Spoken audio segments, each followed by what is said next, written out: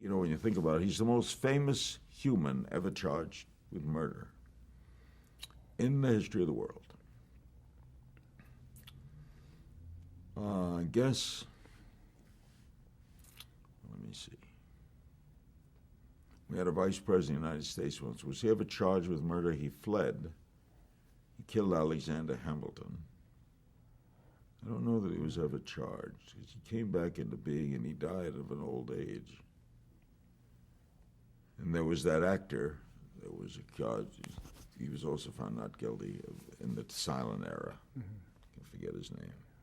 So O.J. Simpson was the most famous person ever charged with murder, and the most talked about figure in the world at the time, people who weren't even sports fans. Yeltsin arrived in the United States. Clinton meets him at the airport. First thing Yeltsin said, did he do it?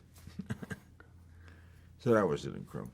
And that was the kind of story that was fascinating because it advanced. So you were covering something that the public was watching. And then I was involved because I knew all the participants. I dated the consultant for OJ and the public relations director for the prosecutor at the same time. I was getting information from both. I knew OJ, knew the lawyers. The judge, Ito, made a request of people not to put on a lady who had written a book that he thought would affect the jury pool. We agreed not to put her on. And to thank me,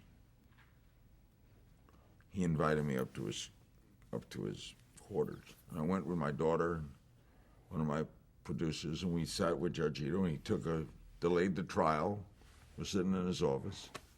We go back in, and I went through the wrong door. Instead of going that door, I went through that door, and I'm in the courtroom. And I'm on television, because I'm standing there. And O.J. goes, "Hey, Larry!"